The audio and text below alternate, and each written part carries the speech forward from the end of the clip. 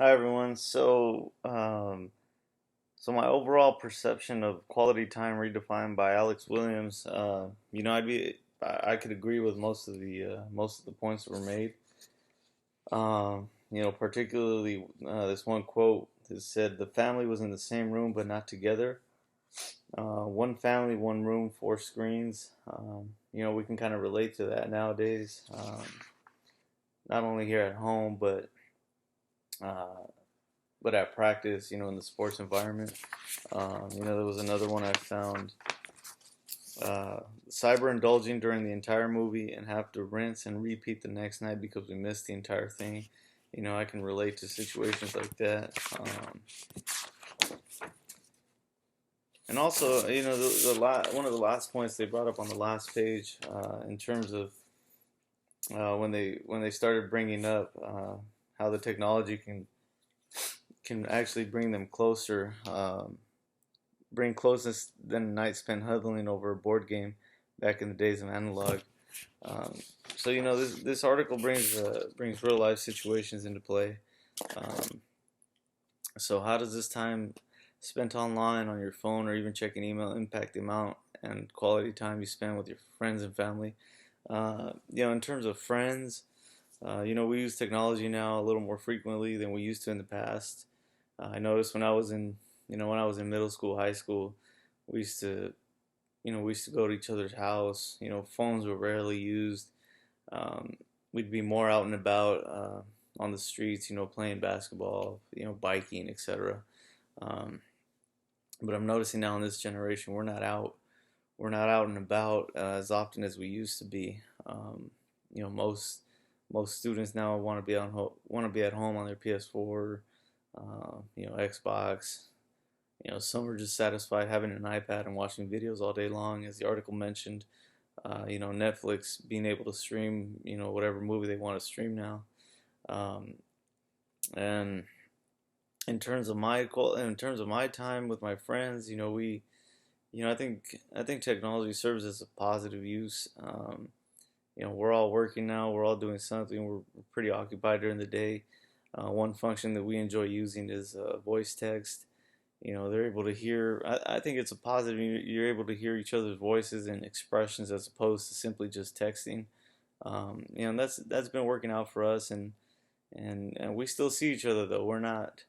We haven't become a text relationship. So we still, my friends still come over. When they come over, we're not really on our phones, because obviously the time that we're there, we're spending together. In terms of family, we just, during dinner, try to put the phones away. We're watching movies together. We tend to put the phones away during those times. But I can relate to what the article is also saying. If my brother or my mom, is showing me something on their phone, we all go together to that one phone. If my mom has something to show me, um, for example, let's just say there's something she wants to purchase at Macy's or something at Mathis Brothers, new furniture that she's looking, to get an opinion on, and so we'll come together and we'll look at whatever she's looking at. So I think, as the article in the end mentioned, just as long as there's a positive relationship in what you're doing, and if everybody can come together and agree on certain things or look at certain things that they're looking at. um, I think that's what it comes down to. How do you balance your time spent on using technology and family? I think I kind of roughly went over that, but I think, myself. I think I do a good job balancing it. I don't tend to use it when I'm instructing or I'm doing something where I need all eyes on me. Um, when I'm out in the coaching environment, I do notice that there are students with their headphones in their ears, and I just ask them to remove it because, same example as the movie having to be rewatched.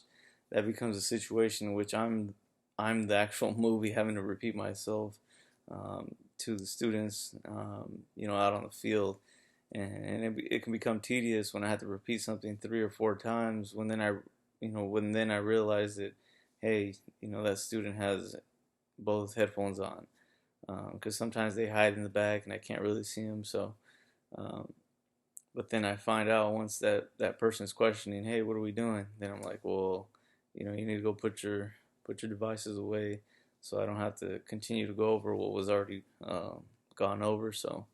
Um, so yeah, I would agree with everything that's in the article, just because I can relate to everything that's mentioned in there. So, uh, and I think as educators, we just got to watch what we're doing on our phones at all times. I mean, we can't.